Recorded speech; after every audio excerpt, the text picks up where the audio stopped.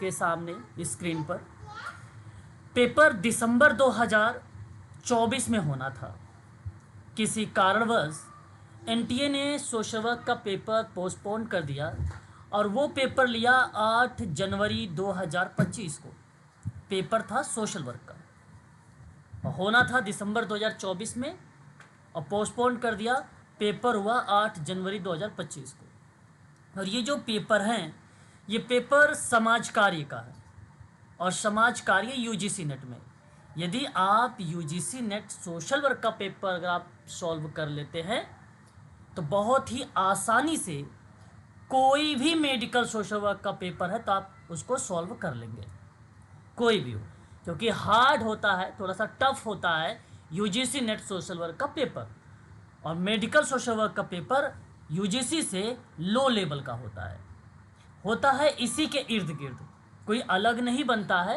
क्या social work का प्रश्न यूजीसी में कुछ और बने और मेडिकल सोशल वर्क में कुछ और बने, ऐसा कुछ नहीं होता।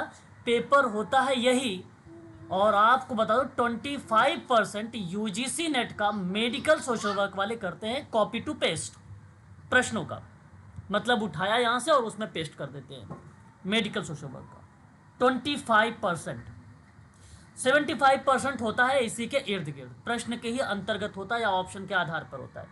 तो हम आज डिस्कस करने वाले हैं पार्ट 1, यानी पार्ट ए है ये। कुल इसमें 100 क्वेश्चन है, लेकिन केजीएमयू में 60 प्रश्न आएंगे सोशल वर्क के। इसमें 100 प्रश्न है, बड़े ही ध्यान से देखिएगा। पहला ही सवाल, सामाजिक समूह कार्यकर्ता के लिए किसने school of applied social sciences Ohio में प्रथम प्रशिक्षण कार्यक्रम शुरू किया? यह है आपके सामने 4 ऑप्शन।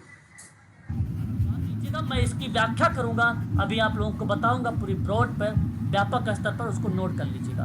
फिलहाल मैं आपके ऑप्शन जानने का प्रयास करूंगा, please. Octavia hill sir, Octavia hill sir. तीसरा सर ग्रेस कोयल।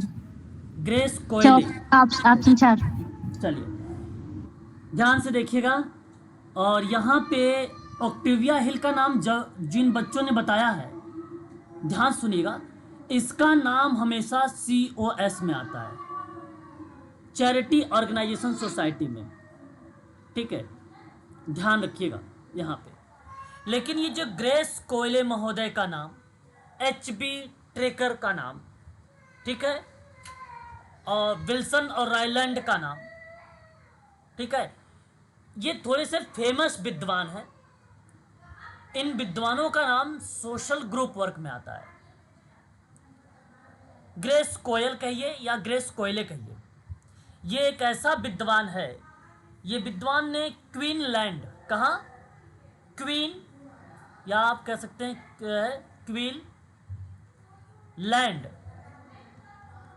ओहियो में वेस्टर्न रिजर्व यूनिवर्सिटी के school of applied social sciences में सामाजिक समूह कार्यकर्ता के लिए पहला प्रशिक्षण कार्यक्रम शुरू किया था। पहला प्रशिक्षण कार्यक्रम शुरू किया था। देखिए सुनते जाइएगा, क्योंकि अगर आप इसके बाद में भी वीडियो देख लेंगे ना तो बड़ा बेनिफिट करेगा, डिस्क्रिप्टिव में भी करेगा, मल्टीपल चॉइस वाले क्वेश्चन में भी आपकी मदद करेगा ये। तो ग्रेस कोयले, एक तो ग्रुप वर्क में इनका नाम रिलेट होता है, दूसरा वेस्टर्न रिजर्व यूनिवर्सिटी के school of applied social sciences में ये एक कार्यकर्ता थे और इन्होंने ही पहला प्रशिक्षण कार्यक्रम शुरू किया और उन्होंने विश्वविद्यालय में पढ़ाया, ठीक है, विश्वविद्यालय में पढ़ाया, यानी शिक्षक रहे, और पहला समूह कार्य पाठ्यक्रम को विकसित भी किया। ग्रुप वर्क का पाठ्यक्रम किसने विकसित किया है? तो ग्रेस कोयले ने किया है। देखिए कितनी बड़ी बात बता रहा हूँ कि ग्रुप वर्क के संदर्भ में, कि ग्रुप वर्क का जो पाठ्यक्रम है, करिकुलम है, किसने डेवलप किया है? वो ग्रेस कोयले ने डेवलप किया है। ग्रेस कोयले को समूह कार्य अभ्यास, अभ्यास मतलब प्रैक्टिस, ठीक है, अभ्यास मतलब प्रैक्टिस, अभ्यास के लिए एक वैज्ञानिक दृष्टिकोण भी विकसित किया। तो ग्रुप वर्क में वैज्ञानिक दृष्टिकोण किसने डेवलप किया? और पाठ्यक्रम डेवलप किया, तो नाम आपकी जुबान पे ग्रेस कोयले महोदय। बात समझ में आ रही है ना संदीप, बताइए। जी सर। हाँ, तो ये बड़ा इम्पोर्टेंट पार्ट है और मैं चाहूँगा कि आप इस चीज़ को ज़रूर ध्यान में रखेंगे। तो national conference on social work in 1935 doctor grace कोयले महोदय ने इस क्रिया को लेकर एक अहम रोल अदा किया था। इस दृष्टिकोण में अगर हम लोग बात करते हैं तो ठीक है, तो हम चाहेंगे कि इसके वर्ष के साथ साथ आप लोग जो है ये जो है फैक्ट मैंने बताया है इस चीज़ को भी ध्यान रखिएगा।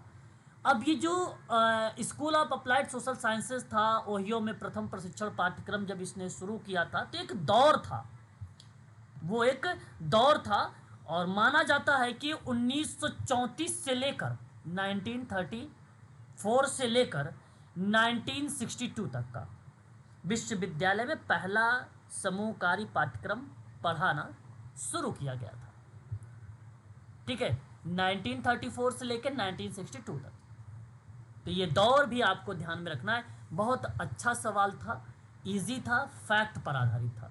ठीक है, आगे बढ़ते हैं, लेते हैं दूसरा सवाल। ठीक है, और ये भी सवाल इम्पोर्टेंट है, आप सभी को पता भी होगा इसके बारे में। फिलहाल देखिए, कह रहा है कि अंतर्राष्ट्रीय दिवसों, ठीक है, इसको लेकर अंतर्राष्ट्रीय दिवसों को उनके माह के अनुरूप अवरोही क्रम में दर्शाना है। ठीक है, अवरोही क्रम जानते हैं किसको कहा जाता है? कोई बच्चा बताए। जी, बढ़ते क्रम में।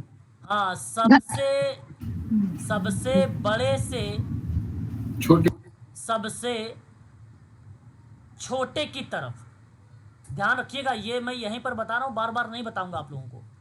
ठीक है, और इसी का उल्टा करिए, छोटे से बड़े की तरफ, तो आरोही। हाँ,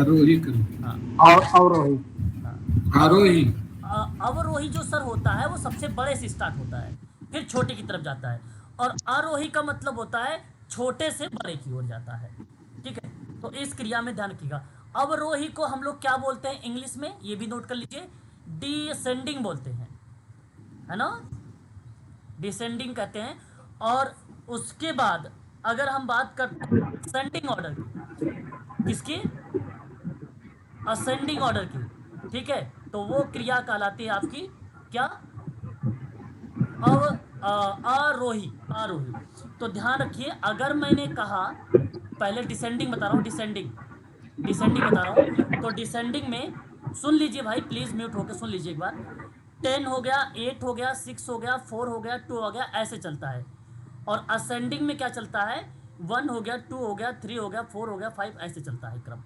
देखो, यहाँ मैंने डेफिनेशन बता दिया है। बहुत कंफ्यूजन होता है बच्चों को लेकर, और ये कंफ्यूजन नहीं होना चाहिए, क्योंकि यूजीसी नेट का बहुत प्रश्न आप लोगों का भी अवरोही आरोही में देखेंगे। अब आते हैं पेपर पे। सवाल कहता है आपके सामने क्वेश्चन नंबर 52 में कि विश्व पर्यावरण दिवस कब मनाया जाता है? तो सभी बच्चों को पता है ये, तो भाई 5 जून को मनाया जाता है। अंतर्राष्ट्रीय शांति दिवस की बात करता हूं तो आप सभी को पता होगा 21 सितंबर को मनाया जाता है। और विश्व स्वास्थ्य दिवस की बात करता हूं तो कितने तारीख को मनाया जाता है? 7 अप्रैल को मनाया जाता है। हाँ, अगर हम बात करते हैं विश्व एड्स दिवस के बारे में तो आप सभी को पता होगा 1 दिसंबर। और अगर मैं आपसे कहता हूं कि विश्व समाजकारी दिवस, very very most important, individual के रूप में भी ये पेपर में सवाल आता है, तो आप सभी को बताना होगा यहाँ पे 19 मार्च को। 19 मार्च, एक लाइन और ब्रैकेट में मैं लिखवाना चाहूंगा आप लोगों को। कभी कभी 19 मार्च लिखा हुआ नहीं मिलेगा, वहां आपको ऑप्शन मिलेगा 3rd मंगलवार, 3rd मंगलवार। ठीक है, ये आप ध्यान रखिएगा, 3rd मंगलवार, ये ऑप्शन में मिल जाएगा। तो ये चीज भी आपको ध्यान रखना, ऑब्लिक करके आप 19 मार्च के बजाय वहां पे लिख सकते हैं। अब आप जरा मुझे बताइए इसका सीक्वेंस की ऑप्शन नंबर कौन सा सही होगा, प्लीज।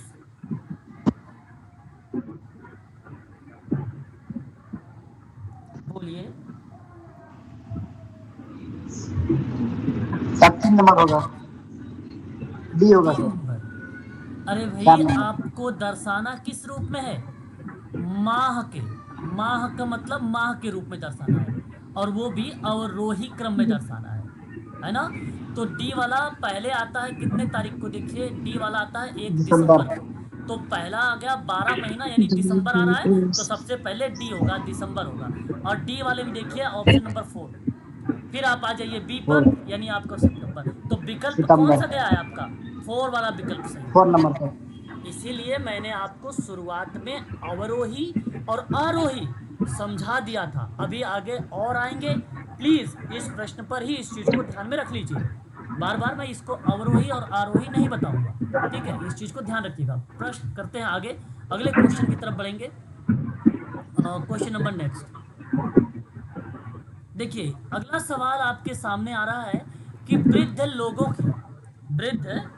लोगों की संस्थागत करण से डैश हो सकता है।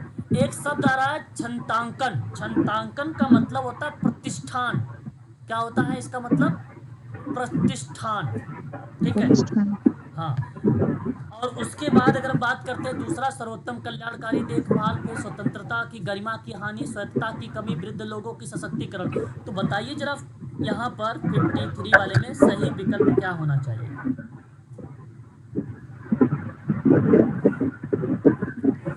प्लीज बताइए। सर सर चारों दो ऑप्शन ही। 2 नंबर, दो नंबर केवल देखिए। ए सी डी। बी होगा सर। अरे बी भी, होगा सर। हाँ अब सुनिएगा, यहाँ पे मैंने पूरा विकल्प नहीं दिखाया है। अब देखिएगा, यहाँ पर थोड़ा सा ध्यान से समझना है आप सभी लोगों को, प्लीज गौर करिएगा सर आप डी। सभी लोग। एक शब्द यहाँ पे प्रतिष्ठान, यानी आप कह सकते हैं एस्टेब्लिशमेंट शब्द को शामिल कर सकते हैं पहले ऑप्शन को। बेस्ट वेलफेयर केयर हो सकता है, सर्वोत्तम कल्याणकारी देखभाल। प्लीज एक बार म्यूट हो जाइए, कोई बच्चा अनम्यूट है, बैकग्राउंड आवाज आ रही है, दिक्कत हो रही है मुझे, ठीक है। तीसरा ऑप्शन कहता है कि स्वतंत्रता और गरिमा की हानि, यानी लॉस ऑफ लिबर्टी एंड जो है डिग्निटी कह सकते हैं आप, स्वतंत्रता और गरिमा की हानि। फिर स्वायत्तता की कमी आप कह सकते हैं, लैक ऑफ एटोनॉमी। एंड वृद्ध लोगों की सशक्तिकरण कह सकते हैं, एम्पावरमेंट ऑफ ओल्डर पीपल्स, ठीक है। अब सवाल हमारे सामने बड़ा ही आसान शब्दों में दिया गया कि भाई एक इंस्टीट्यूट में आपसे ओल्डर जो पीपल्स हैं डैश में बी रिजल्ट, है ना। तो मेरा कहने का भाव क्या है समझिएगा, कि वृद्ध लोगों को संस्थागत बनाने के लिए कई नकारात्मक परिणाम हो सकते हैं। सवाल क्या था, नकारात्मक परिणाम हो सकते हैं।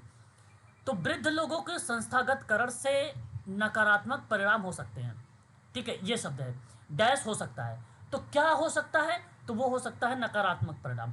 अच्छा, अब नकारात्मक परिणाम यानी रिजल्ट है इसमें से कौन कौन से ऑप्शन में, जैसे अकेलापन हो सकता है, अलगाव हो सकता है, अवसाद में वृद्धि हो सकती है, साथ ही शारीरिक और संज्ञान स्वास्थ्य में गिरावट हो सकती है। ये शब्द हो सकता है इस क्रिया के आधार पे, ठीक है, इस क्रिया के आधार पे। तो मेरा कहने का भाव ये है कि जो छंतांकन शब्द है, प्रतिष्ठान शब्द जो दर्शाया गया है, वो एक नकारात्मक प्रभाव के रूप में दर्शाया गया। जैसे अगर मैं आपसे कहता हूँ अकेलापन और अलगाव, तो किसी संस्थान में ना जाने से परिवार और मित्रों के संबंध टूट सकते हैं, ऐसा हो सकता है मे बी, जिससे अकेलेपन और सामाजिक अलगाव की भावना पैदा हो सकती है। तो जिन बच्चों ने ए वाले विकल्प का चुनाव किया था, छंतांकन, छंतांकन एक प्रकार से आप यहाँ पे दर्शा सकते हैं कि ये वृद्ध लोगों के संस्थागत करण क्रियाओं में नकारात्मक परिणाम का रोल देखने को मिल सकता है। तो यानी ए आपका शामिल रहेगा। फिर कहता है स्वायत्तता और गरिमा की हानि भी होती है। तो वृद्ध लोगों को संस्थाकरण में उनके जो नकारात्मक परिणाम हो सकते हैं वो चीज़ें बनती है, स्वतंत्रता और गरिमा की हानि, वो सी होगा। लेकिन अब मैंने बी क्यों नहीं बोला, बी मैंने इसलिए नहीं बोला क्योंकि सर्वोत्तम कल्याणकारी देखभाल की बात कर रहा था, बेस्ट वेलफेयर केयर की बात हो रही है। तो बेस्ट वेलफेयर नकारात्मक परिणाम नहीं है, वो तो सकारात्मक परिणाम है, इसलिए मैंने बी को यहाँ पे एलिमिनेट कर दिया था, इसको हटा दिया था। लेकिन अगर मैं आपसे बात करता हूँ कि ए वाले पॉइंट को और सी वाले पॉइंट को, तो हम लोग यहाँ पे रख लेंगे। डी वाला कहता है कि स्वायत्तता की कमी, यानी ये भी देखिए कि वृद्ध लोगों के संस्थाकरण में नकारात्मक परिणाम हो सकता है, स्वायत्तता यानी लैक ऑफ ऑटोनॉमी। तो यानी डी वाले भी विकल्प को मैं यहाँ पे चुनाव कर सकता हूँ। लेकिन ई वाले पॉइंट को देखिए, वृद्ध लोगों को सशक्तिकरण को लेकर, तो ये है सकारात्मक परिणाम। जिस तरीके से आपने देखा कि बेटर या बेस्ट वेलफेयर केयर, ठीक उसी प्रकार से अगर हम बात करते हैं एम्पावरमेंट ओल्डर पीपल को लेकर, तो वो भी क्रियाएं आपको कहीं ना कहीं पॉजिटिव परिणाम को दर्शाएंगी। अतः मैं आप सभी से कहूँगा कि जिन बच्चों ने जवाब दिया ए, सी और डी, उनका ये ऑप्शन करेक्ट माना जाएगा। अब थोड़ा सा आप लोग ने सोचने पे यहाँ पे मजबूर हो गए कि सर ये प्रश्न कैसा था, क्योंकि प्रश्न में तो नकारात्मक परिणाम था ही नहीं। ये तो मैंने आपको बताया है कि नकारात्मक परिणाम सवाल पूछा गया है। जी सर। समझेंगे कैसे कि प्रश्न में ये नकारात्मक परिणाम पूछा कि सकारात्मक परिणाम पूछा। कुछ बच्चे के मस्तिष्क में ये भी बात हो सकती थी कि वृद्ध लोगों के संस्थाकरण से सकारात्मक परिणाम हो सकता है, तो वहां पे सी और ई ऑप्शन आता, सॉरी बी और ई ऑप्शन आता। कौन कौन सा? बी और ई आता। लेकिन अब आप देखिए ये प्रश्न बी और ई कहीं पर भी ये ऑप्शन में नहीं दिया गया है। तो यूजीसी नेट का जो पेपर होता है वो ना ऑप्शन के आधार पे बनाए होते हैं कुछ प्रश्न। ये ऑप्शन का बेस है, ये आपके तर्क पर था, ये आपके सोचने के लिए मजबूर कर रहा था कि आप सोचें इस तरीके से कि हम बात किस तरीके का करना चाह रहे हैं। तो हमारी यहाँ अगर हमने चलो सकारात्मक परिणाम सोचते तो बी ई को लगाते, ठीक है, लेकिन आपको सोचना तो पड़ेगा ही पड़ेगा। सकारात्मक परिणाम और नकारात्मक परिणाम दो। वृद्ध लोगों के परिप्रेक्ष्य में हम जब भी बात करते हैं तो दो ही क्रियाएं बनती हैं, एक पॉजिटिव और एक नेगेटिव, और हमें दोनों दृष्टिकोण को ध्यान में रख के ही सोचना पड़ेगा। लेकिन मैंने पॉजिटिव सोचा तो बी और ई आया, जो कि किसी विकल्प में नहीं दिया गया था, और निगेटिव सोचा तो मैंने यहाँ पे 3 पॉइंट देखा जहां ए सी डी मिला, और जिसमें से ऑप्शन नंबर सेकंड भी मिल गया। और यही कहता है यूजीसी नेट कि आप इस तरीके का प्रश्न ऐसे ही सोच के आपको जवाब देना पड़ेगा। इसीलिए कह रहा हूं अगर आप नेट का पेपर सॉल्व कर लेते हैं तो मेडिकल सोशल वर्क का पेपर बड़ा आसान लगेगा आपको, है ना। तो ये था दूसरा प्रश्न, दूसरा नहीं था, तीसरा था ये, है ना। क्वेश्चन नंबर 53 था। अब बात करते हैं क्वेश्चन नंबर 54, ठीक है। 54 बड़े ही ध्यान से सुनिएगा कि निधि जुटाने, निधि का मतलब होता फंड से रिलेटेड, है कि नहीं। निधि जुटाने में किसी संस्थान की शक्ति क्या होती है, यह आपको जवाब देना है। 4 ऑप्शन प्लीज सोचिए, मैं बताता हूं जवाब। सोशल वर्क का पेपर है भाई ये। जी व्यवस्था है सर क्लासों के लिए। ओके, और भी कोई बच्चा है जो यहाँ पे कुछ यस सर, दूसरा बी सर, होगा। सेकंड से बी सर। दूसरा दूसरा दूसरा नंबर। ओके, चलिए अब मैंने सुन लिया। बहुत बच्चों का जवाब यहाँ पे आया है विकल्प नंबर 2। मैं भी आप लोगों की तरफ से ही सहमत हूँ, और विकल्प ही यहाँ पर दूसरा वाला करेक्ट जवाब होगा। धन जुटाने में किसी संगठन की शक्ति उसके मिशन और लक्ष्यों का समर्थन करने के लिए संसाधनों को आकर्षित करने और जुटाने की क्षमता में निहित होती है। अतः मैं कहूँगा कि निधि जुटाने में किसी संस्थान की शक्ति क्या होती है, तो संस्थान के कार्यकलाप के लिए अभिप्रेत यानी मोटिवेट और समर्पित स्टाफ होता है, और यही विकल्प सही है। लेकिन मैं आपको और भी विकल्पों के बारे में बात करूंगा। जैसे विकल्प नंबर फर्स्ट की बात करता हूं, नगद धनराशि है ना, नगद धनराशि है।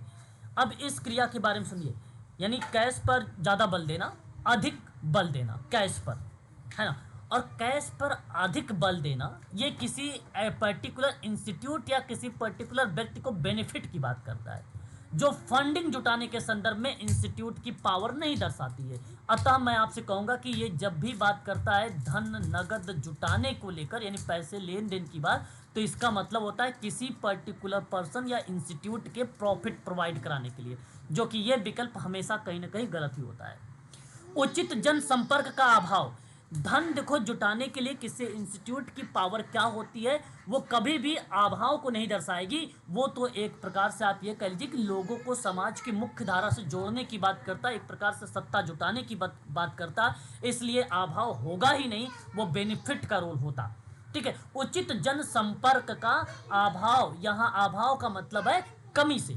ठीक है, तो ये भी आपका एलिमिनेट हो जाएगा। नेगेटिव विकल्प दिया गया है क्वेश्चन नंबर 54 का विकल्प थर्ड वाला।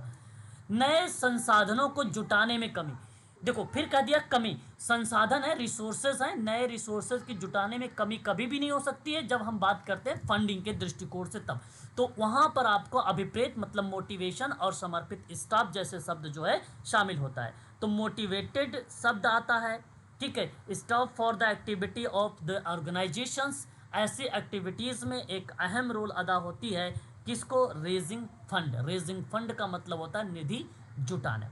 निधि का मतलब पैसा, यानी वित्तीय से संबंधित क्रियाएं होती हैं। तो सही विकल्प आपका दूसरा होगा, ठीक है, इसमें कोई दो राय नहीं। बात करेंगे अगले सवाल की तरफ। क्वेश्चन नंबर नेक्स्ट, सामुदायिक क्रिया का या क्रिया को परिभाषित किया जा सकता है, ठीक है, ये सवाल आपके सामने दिया गया है, ठीक है। तो कम्युनिटी एक्शन है, may be define as a, please विकल्प बताएं। पहला सर।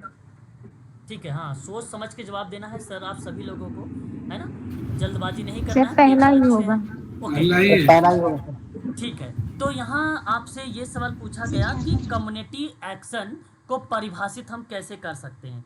बात आपने सही बताया कि कम्युनिटी एक्शन को समुदाय के सदस्यों के द्वारा साझा मुद्दों या लक्ष्यों को संबोधित करने के लिए हम इसको सामूहिक प्रयास के रूप में परिभाषित कर सकते हैं। किसके?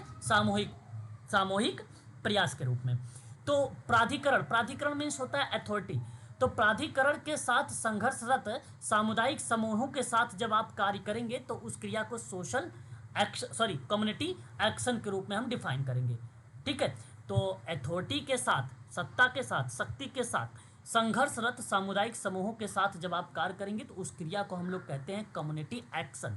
Community action. सोशल एक्शन क्या होता कि अगर पेपर में मान लो यहाँ पे सोशल एक्शन कहता कि एज अ डिफाइन करिए, तो यहाँ देखो प्राधिकरण के साथ संघर्षरत सामुदायिक समूह नहीं बनता, यहाँ बन जाता समाज के साथ, या आपसे कह देता कमजोर वर्गों के साथ, या आपसे कह देता अनुसूचित जनजाति के साथ, या तो पिछड़े वर्गों के साथ। इस तरीके का विकल्प लिख देता यहाँ पे सामुदायिक समूह के स्थान पे, तो वो सोशल एक्शन की डेफिनेशंस बन जाती। फिलहाल इस प्रश्न का जो विकल्प जाएगा वो ऑप्शन नंबर ए वाला आपका करेक्ट है। बाकी सेकंड, थर्ड और फोर्थ आपका यहाँ पे गलत जवाब होगा, ठीक है। आगे बात करते हैं अगले सवाल की तरफ। सवाल यहाँ पर दिया गया कि निम्नलिखित में से प्रथम प्रख्यापन के क्रम में जो है व्यवस्थित करना है। पहले हमें क्या करना होगा, इसको जैसे एक जिस तरीके से जो सबसे पहले एक्ट आया, पहले के आधार पे यानी क्रम के आधार पे हम लोगों को इसको क्या करना होगा, डिफाइन करना होगा। तो ये एक प्रकार से अरेंज करने के लिए बात आप लोगों से कह रहा है कि the following of order to first, वो भी बाय सीक्वेंस के या व्यवस्थित करने के आधार पे। तो अगर मैं आपसे बात करता हूं इस क्वेश्चन नंबर 56 में कि असंगठित मजदूर सामाजिक सुरक्षा एक एक्ट है और इस एक्ट को लाया गया था, तो आप सभी लोगों को पता होगा 2008 में। नहीं पता है तो आप यहाँ पे समझ लीजिए और इसको ध्यान में रखिए। उसके बाद अगर मैं बात करता हूँ मातृत्व लाभ अधिनियम के संदर्भ में, तो जवाब आप सभी लोगों को पता है 1961। उसके बाद अगर मैं बात करता हूँ कर्मकार प्रतिकार एक्ट को लेकर, तो ये एक्ट आता है 1923। फिर उपादान संदाय अधिनियम की बात करता है, इसी को हम लोग क्या बोलते हैं, पेमेंट ऑफ ग्रेच्युटी एक्ट के नाम से भी हम इसी को जानते हैं, उपादान संदाय अधिनियम को, ठीक है। तो ये एक्ट जो बेसिकली आया था वो 1972 में आया था। भारतीय कंपनी अधिनियम बहुत फेमस है 2013 से। अब आजकल बेसिकली इसी का नाम ज़्यादा देखने को मिलता है। पहले एक था नेशनल ट्रस्ट का स्थान समझो कंपनी एक्ट ने ले लिया है अब, ठीक है। तो ये बड़ा इंपॉर्टेंट हो गया है आज के दौर में।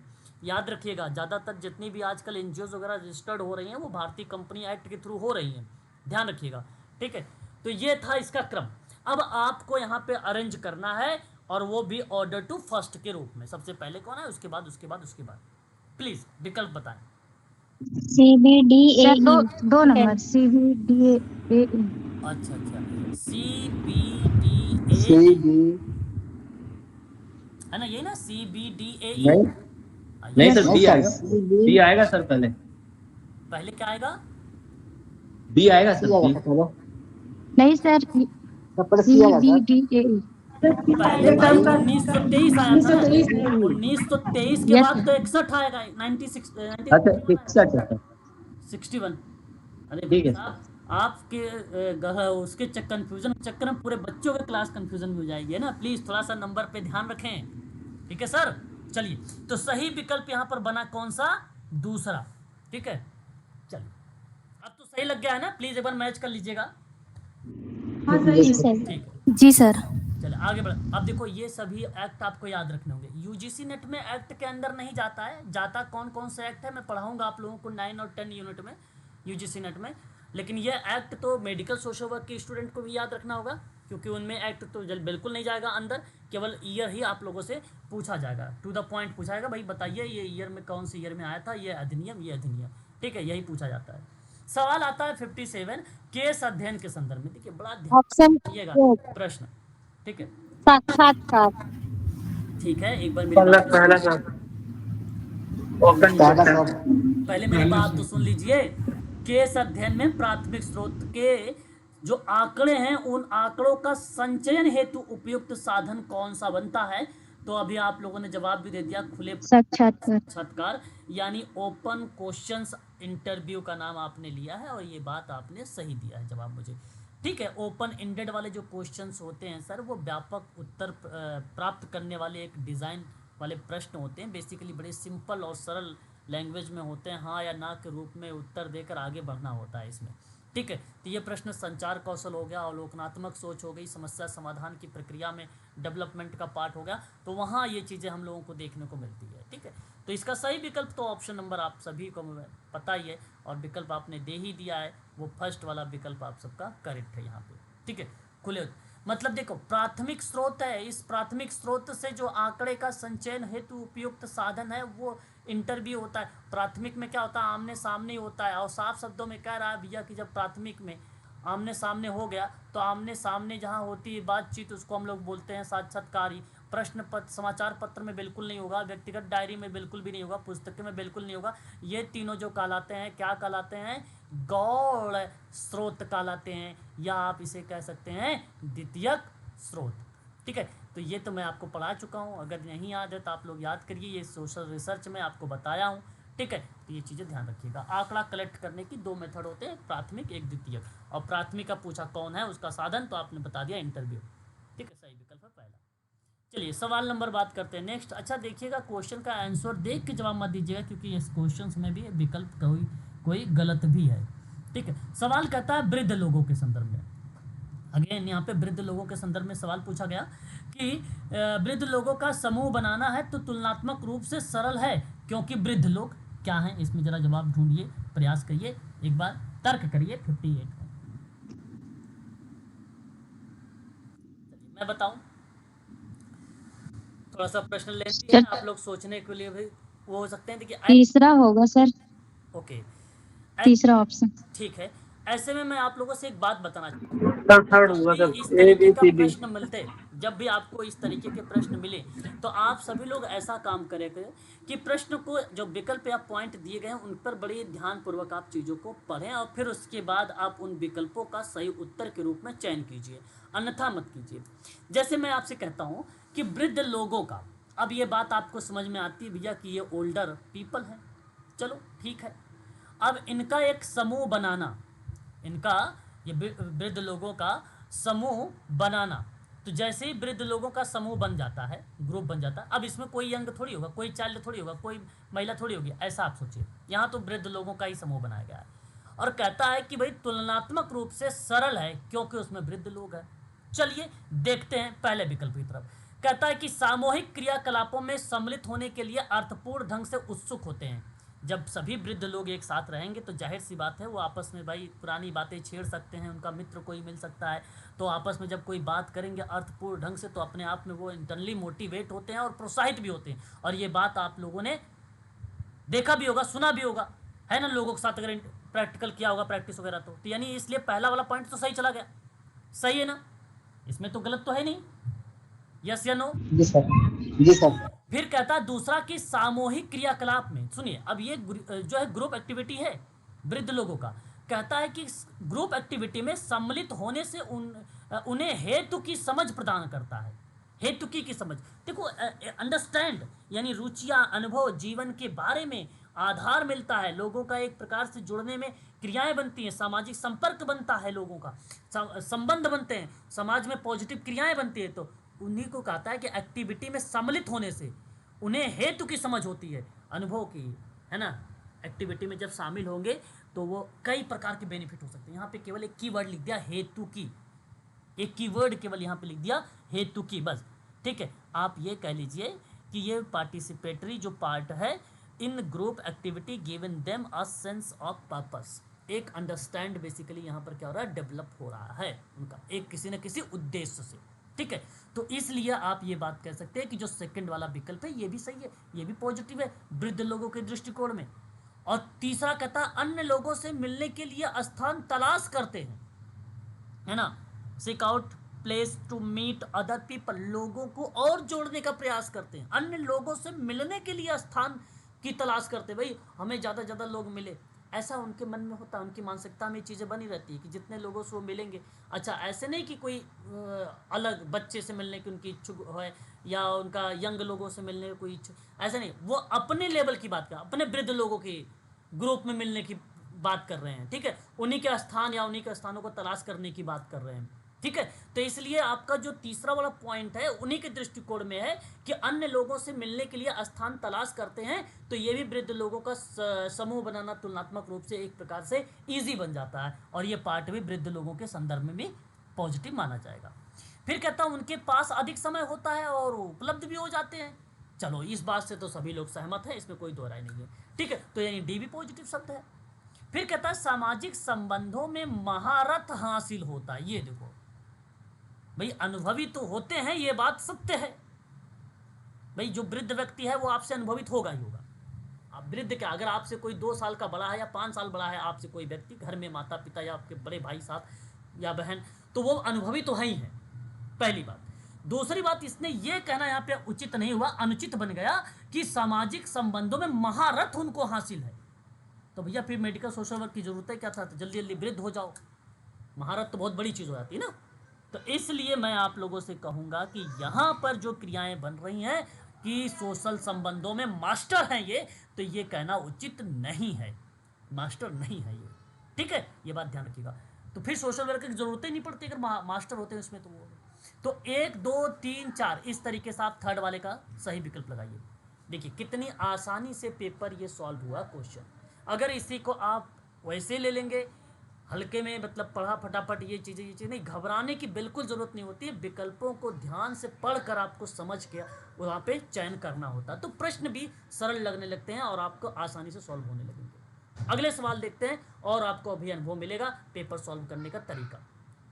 ठीक है, चलिए देखिए, सुमलित करने वाले सवाल है, डोंट वेरी, घबराने की बिल्कुल ज़रूरत नहीं है, ईजी सवाल है और आसानी से आप चीज़ों को समझ पाएंगे।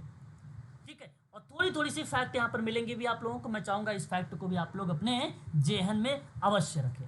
ठीक है, करते हैं। पहले तो मैं आपको बता दूँ, ये एक तरफ कानून और अधिनियम दिए गए, तो दूसरी तरफ उस कानून के बारे में थोड़ी थोड़ी बातें बताई गई हैं, है ना, बेसिक बेसिक चीज़ें बताई गई हैं।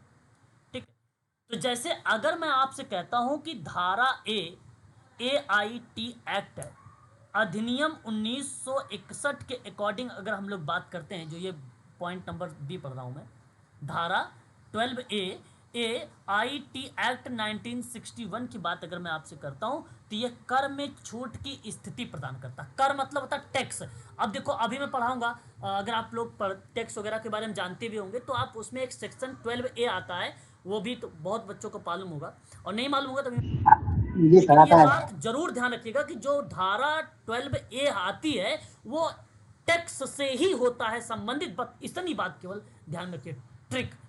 धारा 12A का जो है कर यानी टैक्स से ही संबंधित होता है ये, तो इसलिए B का यहाँ पे 4 चला जाएगा। FCRA, देखिए जाहिर सी बात है, विदेशी एक्ट है ये, और इस संदर्भ में अगर हम बात करते हैं तो सीधा सीधा मैच हो जाता थर्ड वाले से, तो ये आपका तीसरा मैच हो जाएगा कि विदेशी निधियां, यानी निधियां का मतलब होता है धन, मनी प्राप्त करना होता है। ठीक है, अभी बात खत्म नहीं हो रही है, अभी मैं आपको बताऊंगा थोड़ी थोड़ी बातें, केवल यहाँ पे मैं आपको सम्मिलित करवा रहा हूँ बस आप सबसे। ठीक है, फिर उसके बाद एक धारा 80 आती है ना, धारा 80 होता है, ये IT एक्ट है 1961 के अकॉर्डिंग, इसमें दो सवाल बनाए, एक धारा A बताइए, एक धारा 80 बताइए। तो 80C के अकॉर्डिंग क्या बातें कही गई हैं, तो मैं चाहूँगा आप ध्यान रखिए, लोक सेवक के द्वारा, किसके द्वारा, लोक सेवक द्वारा MOHA की अपनी पर संपत्ति घोषित करने के संदर्भ में धारा 80 में बताई गई है। ठीक है, तो यानी ये पहले वाले को मैच करता है। और फिर उसके बाद आता है धारा 44 लोकपाल और लोकायुक्त अधिनियम 2013 का, ये बड़ा जो फेमस ही है, ये दानदाताओं के संदर्भ में, दान जो दे रहा है ना उसके टैक्स में कटौती की बात करती धारा 44। तो 12 वाला तो बड़े आसान है, वो टैक्स में छूट की स्थिति देता है, लेकिन जो धारा 44 होता है लोकपाल वाला, लोकायुक्त एक्ट वाला 2013 का, वो दानदाताओं के संदर्भ में होता है, चैरिटियों के परिप्रेक्ष्य में होता है, वहां कर में ये कटौती की बात करता है, यानी ये दूसरा आपका मैच होगा। ठीक है, अब सुनिए थोड़ी थोड़ी बातें, ये मैंने आपको सही सम्मिलित करके दिखाया है और बताया भी है। देखिए यहां आप एक FCRA 2010 देख रहे हैं, FCRA 2010 पेपर में सवाल पूछेगा, the foreign contribute regulation act 2010, इसी को हिंदी में हम लोग बोलेंगे विदेशी अंशदान विनियमन एक्ट 2010। ये भारत सरकार के द्वारा पारित हुई थी, बात को ध्यान से रखिएगा। और भारत में ये बेसिकली व्यक्ति संगठन कंपनी के द्वारा, भारत में व्यक्ति संगठन या कंपनी के द्वारा विदेशी अंशदान जो होते हैं, विदेशी जो अंशदान होते हैं, उन अंशदान और उसकी आतिथ्य की स्वीकृति का उपयोग करने का रोल देता है, कि भाई विदेशी में जो फंड है उनका दुरुपयोग को रोका जाए, दुरुपयोग को क्या किया जाए, रोका जाए, और यह सुनिश्चित किया जाए कि ऐसे धन का उपयोग वैध उद्देश्यों के लिए किया जाएगा, वैलिड, ऐसा नहीं कि किसी के लिए भी कर दो, है ना, जो चीज़ें, और ये विदेशी योगदान के रूप में होता है, ये विदेशी योगदान के रूप में होता है। जैसे अयोध्या का राम मंदिर विदेश से फंड आए हैं बनवाने के लिए, तो आप पार्ट मान सकते हैं कि FCRA एक्ट के थ्रू बात हुई होगी, जो विदेशों से फंड आया। कोविड-19 के दौरान में अदर कंट्रीज़ के लोग इंडिया को भी फंडिंग किए थे, आपने सुना भी होगा, न्यूज़ वगैरह देखा भी होगा, वो भी कह सकते हो विदेशी निधि धन प्राप्त करना जो है FCRA एक्ट 2010 के अकॉर्डिंग कहीं ना कहीं ये बातें हुई होगी। चलिए, तो ये बात होता है क्लियर। और यहाँ ना पारदर्शिता जवाबदेही को सुनिश्चित करता है विदेशी धन में, ऐसा नहीं कि कोई रोक टोक होता है, कुछ नहीं, सीक्रेट कुछ नहीं होता है, सारा चीज़ें ओपन होता है इस एक्ट के थ्रू, सारी चीज़ें।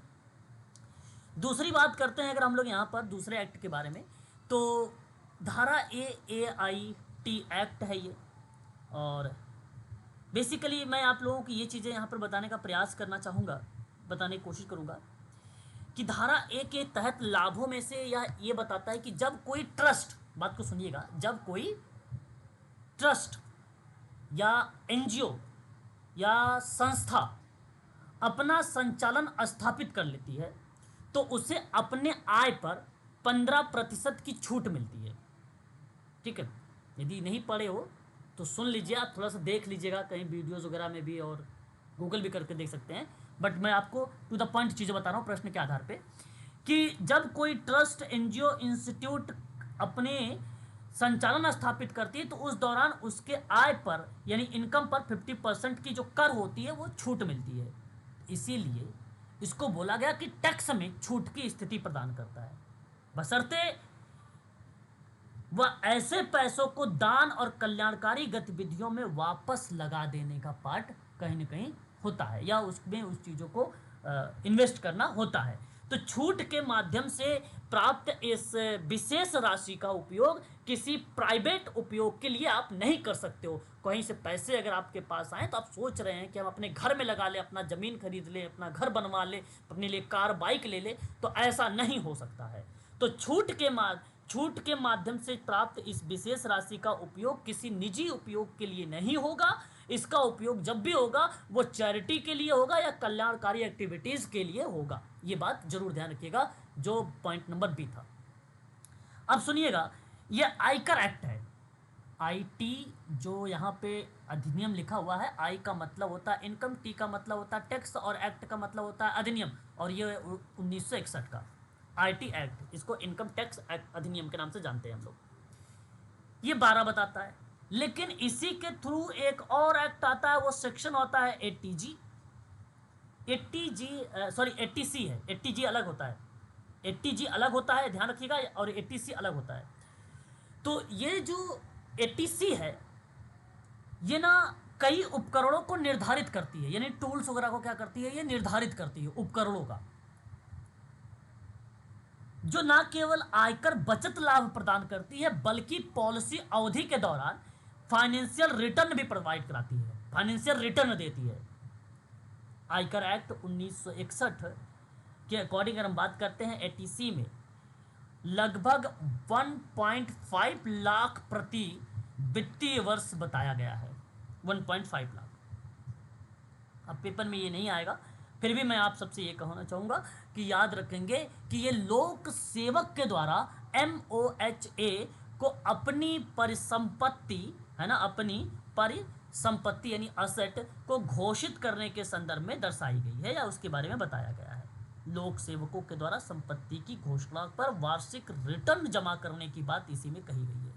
प्रत्येक लोक सेवक को लोक सेवक बनने के 3 महीने के भीतर उसके और उसके परिवार के सदस्यों के पास मौजूद सभी संपत्तियों को रिटर्न निर्धारित करने की अथॉरिटी प्रस्तुत करती है, वो आती है एटीसी, क्योंकि यहाँ पे परिसंपत्ति है और असेट है, उसके समान से चीज़ों से आप दर्शा सकते हैं वस्तुओं के परिप्रेक्ष्य में।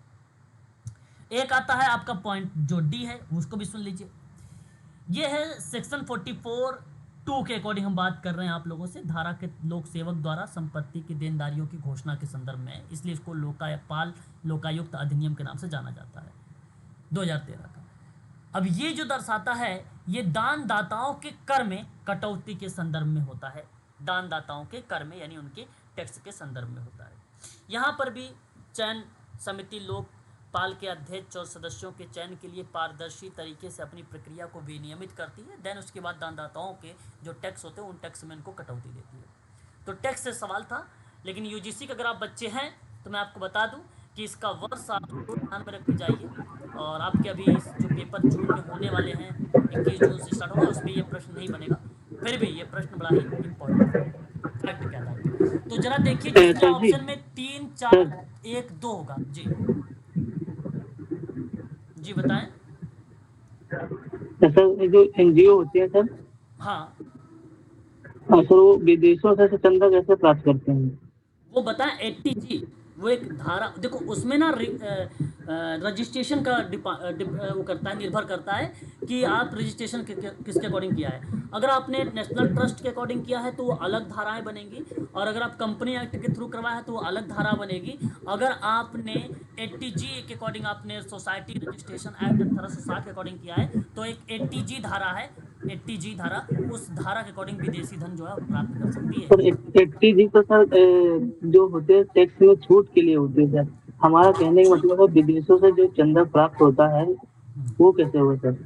विदेशी ये एक्ट है आपका जो FCRA एक्ट 2010, विदेशियों से जब जो भी पैसे प्राप्त होते हैं इस एक्ट के थ्रू प्राप्त होते हैं। ये साफ शब्दों में अभी मैंने आप लोगों को बताया भी भाई, FCRA एक्ट के माध्यम से अभी मैंने यही आपको बता रहा था ना कि ये जो विदेशी अधिनियम है 2010 का, ये कोई व्यक्ति, संगठन, संस्था या कोई कंपनी के द्वारा विदेशियों फंड की स्वीकृति का उपयोग को नियंत्रित करती है, और प्राथमिक लक्ष्य इसका ये बनता है कि विदेशी अंशदान का उपयोग किस तरीके से हमें इसको यूज में लाना चाहिए। बस समझ में, ये तो मैंने अभी आपको यही शुरुआत में बताया था कि अगर पैसे वगैरह आ रहे हैं तो इसी के थ्रू आते हैं। और आपको पैसे मिलेंगे कैसे जब आपके पास कोई एटीजी की धारा होगी ही नहीं, तो विदेश तो बिल्कुल नहीं, विदेश का इंडिया वाले भी नहीं देंगे आपको। क्यों सर, ये बात जानते हो नहीं जानते हो आप? समझते हो, जानते हो नहीं, बताओ प्लीज। हाँ सर, आपके पास तो हाँ एटीजी तो होना चाहिए, बिना एटीजी के आपके पास पैसे भी नहीं आएंगे, भले आप रजिस्ट्रेशन करवा ले, उससे कोई मतलब नहीं। जब तक एटीजी के अकॉर्डिंग रजिस्ट्रेशन नहीं होगा तब तक आपको विदेशों से पैसे नहीं मिलेंगे, या इंडिया से भी पैसे आपको नहीं मिलेंगे। अच्छा, मैं विकल्प कह रहा था आपको कि 3, 4, 1, 2 वाला ढूंढना, कौन सा विकल्प में है जरा बताइए, कोई विकल्प है ऐसा कोई? 3, 4, ऑप्शन 2। हाँ ऑप्शन 2 है तो दूसरा दूसरा बताइए, ये विकल्प है। चलिए एक सवाल और देखिएगा, बड़े ही ध्यानपूर्वक इस प्रश्न को भी करिए। 19वीं शताब्दी में समाज सुधारक में किस समाज सुधारक को आधुनिक समाज कार्य की अग्रगामी माना गया था? Question number 7।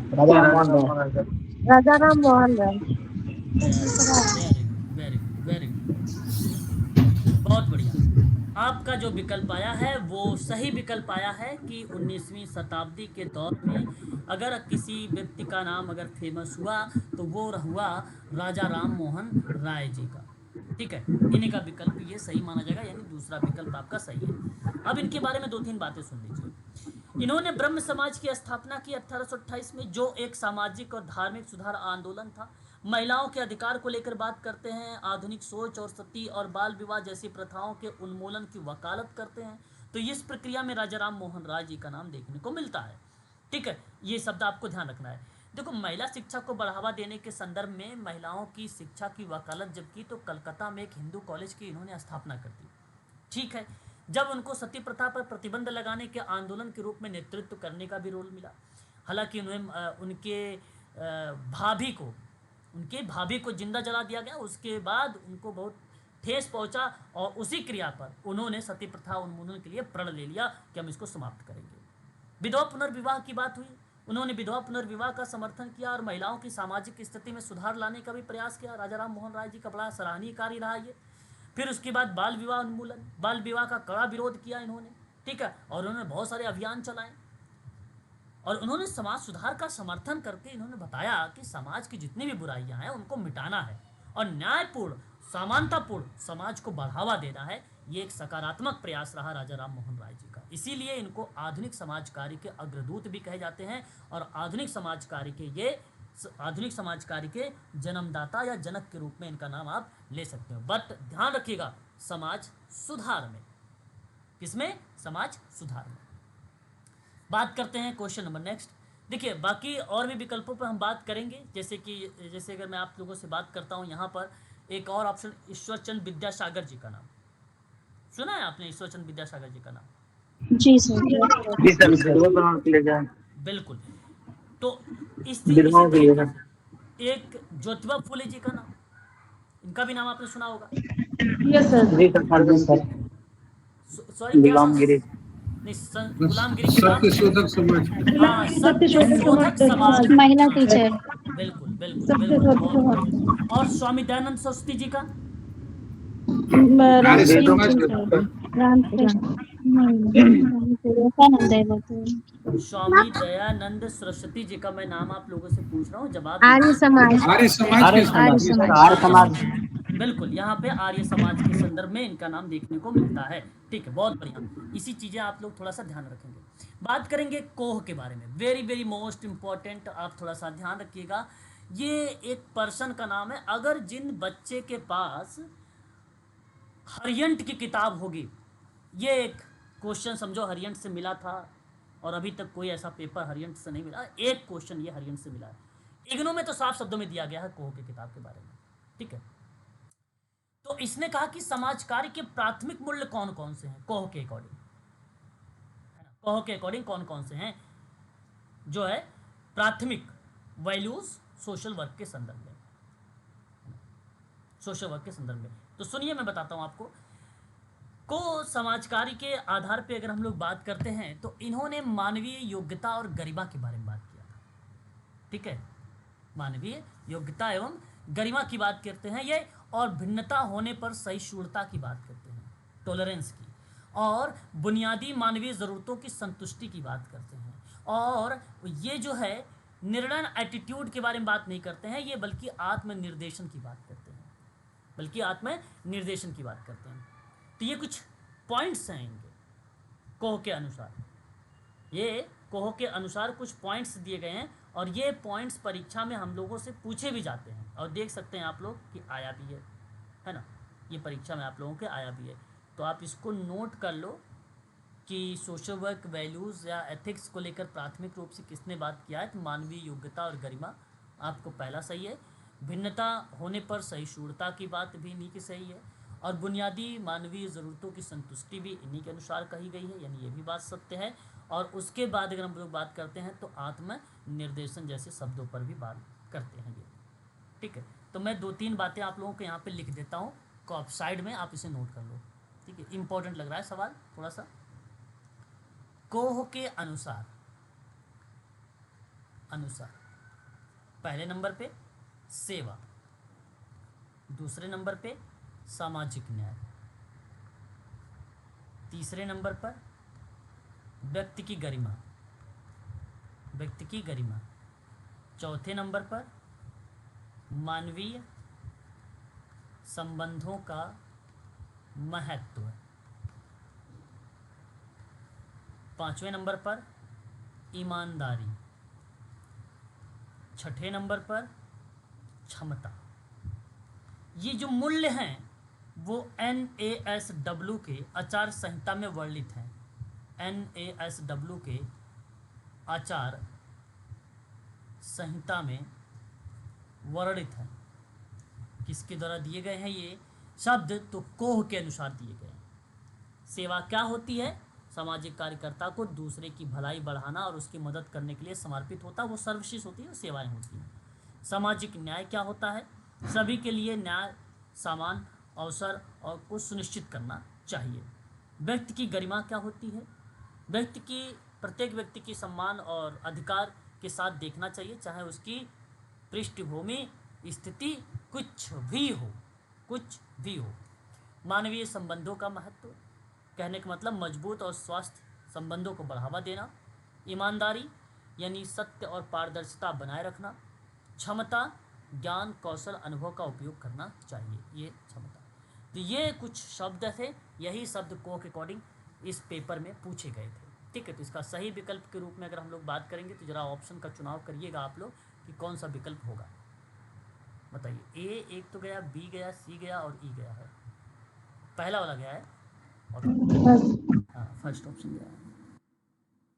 ठीक है, चलिए। क्वेश्चन आसान लग रहे हैं कि कुछ टफ लग रहे हैं आप लोगों को समझने में, अंडरस्टैंड करने में? सब कुछ टफ लग रहा है। कुछ टफ लग रहा है, ओके। देखो, अगर टफ लग रहा है तो ऐसी स्थिति में आप थोड़ा उन प्रश्नों को ध्यान से सुने और उसके बारे में थोड़ा सा फैक्ट को नोट कर लें, है ना। अब ये प्रश्न देखो, ये प्रश्न देखो, थोड़ा सा तर्क भी करो आप लोग, थोड़ा सा तर्क भी करो, सोचो एक बार। तो सवाल कहता है कि समाज कार्य अभ्यास में परानुभूति से अभिप्राय क्या होगा, मतलब इम्पैथी। अब सवाल और इजी बन गया है ना, इम्पैथी लिखने का। तो जरा आप पहला बताइए सर। मुझे। पहला सर। हाँ सर। सर पहला पहला तो पहला। पहला यहाँ बस। आपने कहा पहला।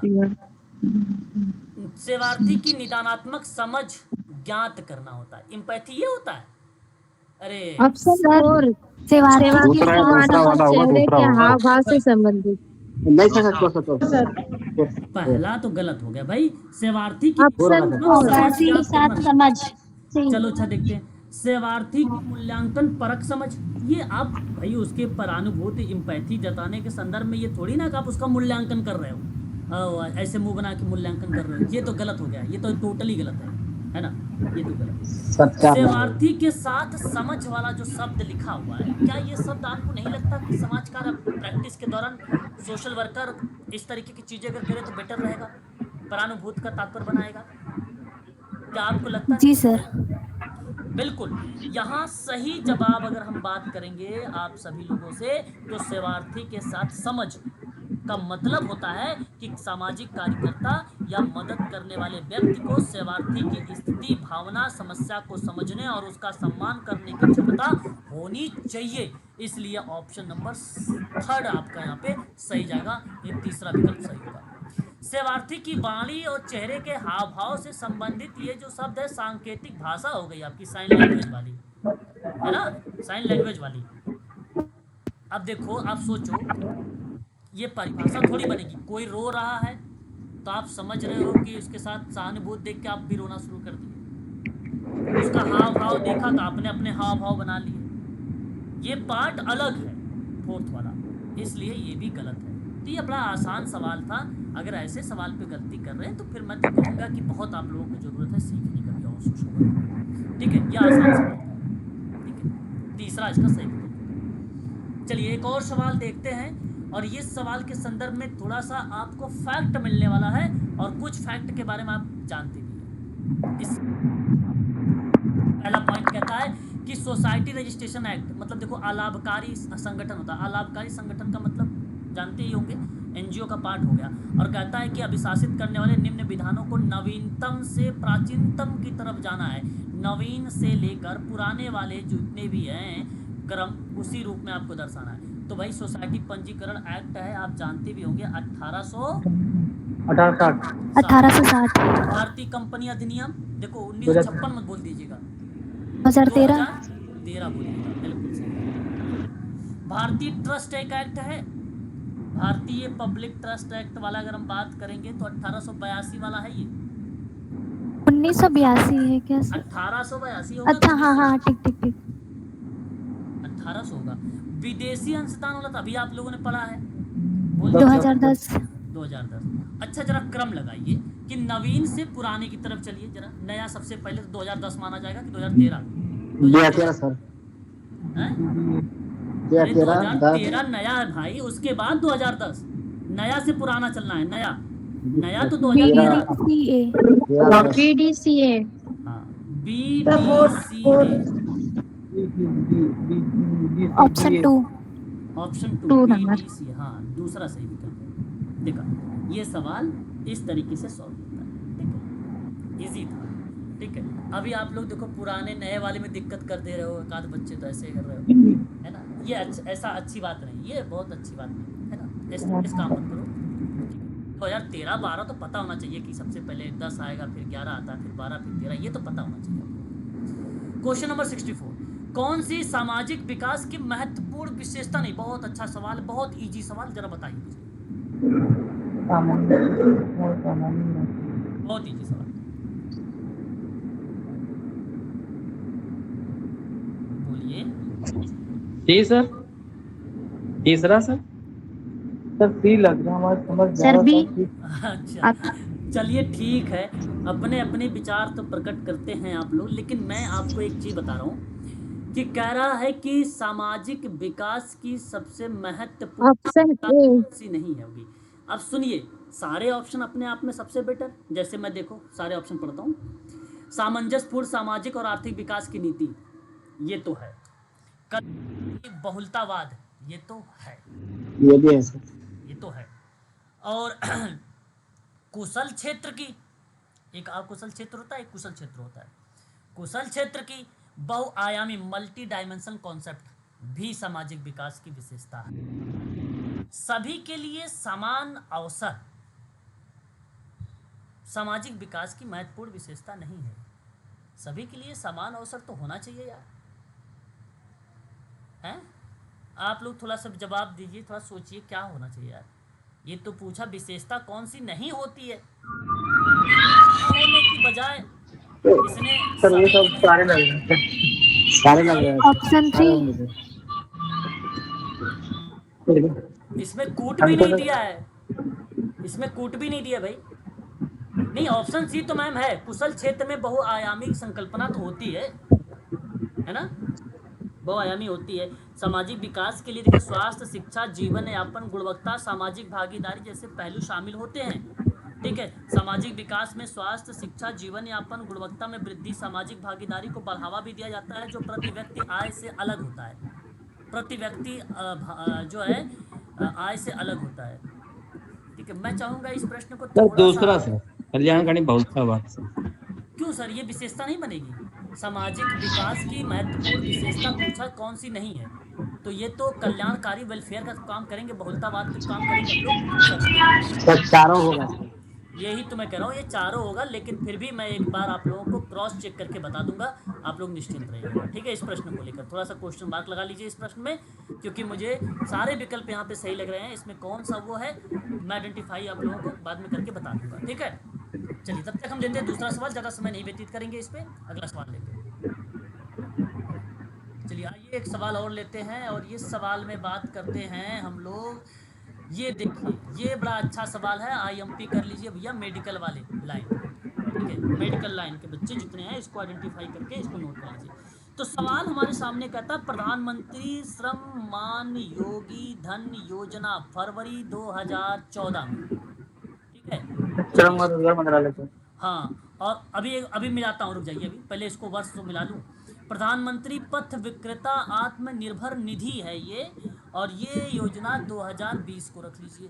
प्रधानमंत्री गरीब कल्याण योजना है ये 2016 रख लीजिए आप। 16 प्रधानमंत्री कौशल विकास योजना है 2015 रख लीजिए आप। 15 बहुत बढ़िया भाई, बहुत बढ़िया। और अगर मैं आपसे कहता हूं कि प्रधानमंत्री श्रम योगी मान धन योजना, तो हम कहेंगे श्रम और रोजगार मंत्रालय। मंत्रालय। ठीक है, ये तीसरा मिल गया। और प्रधानमंत्री पथ विक्रेता, पथ मतलब रास्ता वाला, है ना, रास्ता वाला। तो इस संदर्भ में आपको कहूंगा कि 4 नंबर आवासन और शहरी कार्य मंत्रालय कर लीजिए। 4 पथ नंबर विक्रेता आत्मनिर्भर निधि यानी चौथा मिला लीजिए इसका। ठीक है। और प्रधानमंत्री गरीब कल्याण योजना की अगर हम बात वित्त करें मंत्रालय। तो ये आप वित्त मंत्रालय यानी वित्त मंत्रालय। बहुत बढ़िया, ये आपका वित्त मंत्रालय। और प्रधानमंत्री कौशल विकास योजना, ये तो आप बचा कौशल एक ही है, विकास। कौशल विकास और उद्यमिता मंत्रालय।